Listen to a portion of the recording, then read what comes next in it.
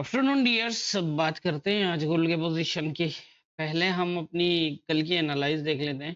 कल हमने जब गोल्ड को एनालाइज किया तो 32 23 24 के आसपास था, और यहाँ पर मैंने दो पोजीशन ही बताई थी आपको कि अगर यहाँ से स्टे करके ये निकल जाता है अपसाइड तो ये वाला लेवल इंपॉर्टेंट होगा। यहाँ से दोबारा रिजेक्ट हो सकता है, लेकिन अगर इसको ब्रेक करता है और इसके ऊपर H1 तक का क्लोज लगता है तो फिर ये मजीद यहाँ से एक बुलिश सेटअप देगा। और सेकंड ये था कि अगर तो ये जो 32-17 का जोन है, इसके नीचे अगर H1 का क्लोज लग जाए तो फिर आप वेट करिएगा, मार्केट जाएगी 28-27 के आसपास और वहां से करेंगे आप सेल। और पहला टारगेट आपके पास 3200 का है, और अगर इसको फास्ट ब्रेक कर देता है नीचे की तरफ तो फिर 3175 तक जा सकता है। अभी आप देख सकते हैं किस तरह की मूवमेंट हुई। मैं आपको H1 का चार्ट दिखा देता हूँ कि यहाँ पर पहले क्या हुआ और किस तरह से जो है वो सेलिंग हुई। यहाँ पर आप देखें, ये जो एरिया था यहाँ पर, जैसे मैंने 32-17 का बताया था आपको, तो यहाँ पर आप देखें ये H1 का क्लोज लगा है। क्लोज लगने के बाद मार्केट ऊपर गई है और एज तकरीबन 32 जो 28-27 का एरिया था, यहाँ से फिर ये आया सीधा इस जोन तक। लेकिन यहाँ हम देख रहे हैं कि इस जोन को अप और डाउन ब्रेक छोटे टाइम फ्रेम में भी करने लग गया था।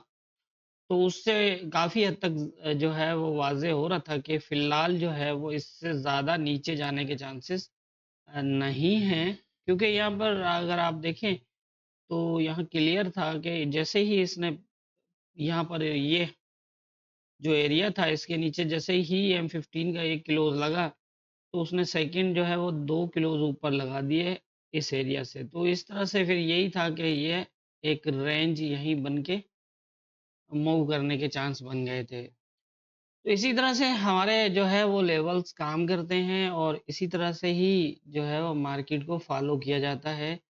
लेवल्स के ऊपर, किलोज के ऊपर जो बताए जाते हैं। तो ये थी हमारी कल की एनालाइज और मार्केट की मूवमेंट। अब देख लेते हैं आज के इंपॉर्टेंट एरियाज क्या होंगे। आज के इंपॉर्टेंट एरियाज की अगर हम बात करें तो इस टाइम सपोर्ट एरियाज जो बनता है वो 17 से 12, और ये एक नीचे मैंने एज ए रेजिस्टेंस लेवल लगाया है। अगर इसके नीचे मार्केट की पोजीशन देखनी हो तो इस लेवल को जो है वो हम यूज कर सकते हैं। करंट पोजीशन के मुताबिक यहाँ पर गोल्ड जो है वो थोड़ा सा स्ट्रांग दिखा रहा है खुद को। लेकिन बात यह है कि जो बेसिकली यहाँ पर लेवल हमारा था 32-20 का, वो अभी भी ब्रेक किया हुआ है। तो इस बेस पे हम यही जो है वो देख सकते हैं कि अगर तो ये इस एरिया से 39-41 को अगर ये ब्रेक ना कर पाया तो ये दोबारा नीचे आ जाएगा। अगर इसको शेडो ब्रेक करके आता है, इट मीन्स के जिस तरह ये है इस तरह ब्रेक कर देता है, या फिर इसको फास्ट ब्रेक कर देता है क्योंकि ये प्रीवियस टाइम में ब्रेक भी है। तो अगर ये इसको फास्ट ब्रेक कर देता है तो फिर 46 वाला एरिया होगा, और मेरा ख्याल है कि ये यहाँ से सीधा नहीं निकलेगा। अगर ये अभी सीधा जाता है तो ये 40 के आसपास से 46 से 49 तक जा सकता है, और फिर वहां से जो है वो दोबारा रिजेक्ट होने के चांसेस होंगे। और फिर 20 का एरिया दोबारा इंपॉर्टेंट होगा। अगर तो 20 को सपोर्ट लगी तो फिर ये अगेन जो है वो ऊपर जा सकता है, और अगर ये दोबारा इस एरिया को ब्रेक कर देता है तो फिर ये सीधा नीचे आ जाएगा यहाँ पर। लेकिन यही है कि नीचे हमने इस एरिया को ही देखना है। अगर इसको प्रॉपर टेस्ट करता है और इससे ऊपर निकल आता है तो फिर ये जो है वो इस तरह की पोजीशन दोबारा बन सकती है।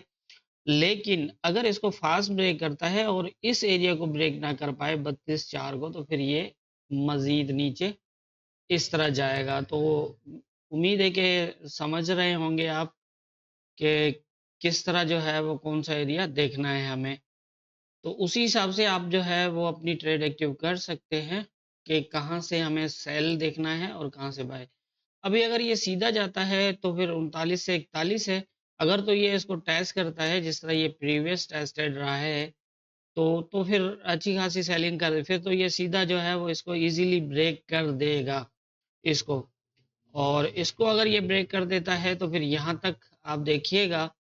और यहाँ तक जो पोजीशन है नीचे, जैसा मैंने आपको बताया कि अगर मजीद आपको सेल देखना है तो फिर ये इसको ब्रेक करे और दोबारा इस एरिया को ब्रेक ना करे, और यहाँ से फिर जो है वो एक नेक्स्ट जो है वो सेल की मूव मिल सकती है।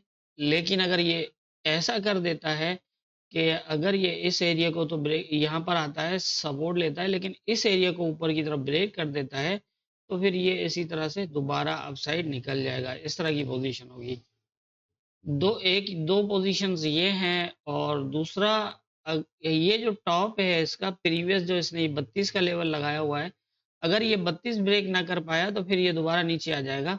लेकिन फिर अगर यहाँ से नीचे आ जाता है तो 20 को देखिएगा, अगर ये 20 को ना ब्रेक करे तो ये दोबारा फिर इस तरह से ऊपर की तरफ मूव कर सकता है।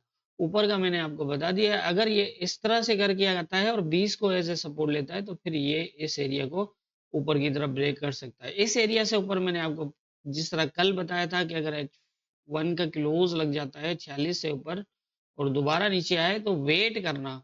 ऐसा नहीं है कि बस नीचे आए और अब यहाँ तक तकरीबन आ सकता है 38 तक, और यहाँ तक भी आ सकता है 36 तक। यहाँ से फिर जो है वो दोबारा इस तरह की पोजीशन बन सकती है।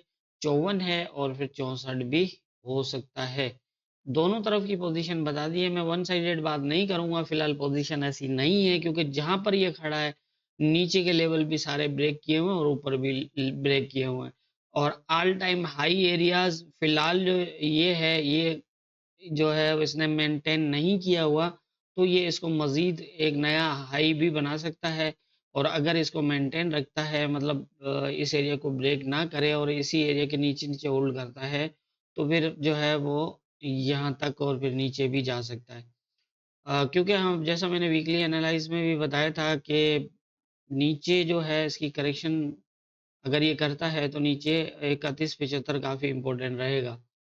तो उसी हिसाब से जो है वो आप देख सकते हैं फिलहाल इसको। और अभी बिल्कुल सेंटर के अंदर है, रेजिस्टेंस और सपोर्ट के बिल्कुल। तो यहाँ पर जो है वो हमें थोड़ा सा वेट करना पड़ेगा, जिस तरह कल भी आपने देखा कि हमें एक काफ़ी वेट तो करना पड़ा, लेकिन हमें एक 270 पिप की एक ही ट्रेड मिली, जो सिर्फ और सिर्फ तकरीबन 1 घंटे में हो गई थी। ये 4 M15 के क्लोज लगे और इन 4 M15 में ये 270 पिप से ज़्यादा मूव कर गया एक कंफर्म बेस पे। H1 का क्लोज लगा, ऊपर गया और ऊपर से नीचे। तो इसी तरह से हम यहाँ पर भी जो है डेली बेसिस पे जितनी भी एनालाइज होती है उसमें एक ना एक कंफर्म ट्रेड मिलती है। सिर्फ हमें वेट करना है कि हमें पोजीशन दे, फिर वो चाहे सेल की देता है या बाय की देता है।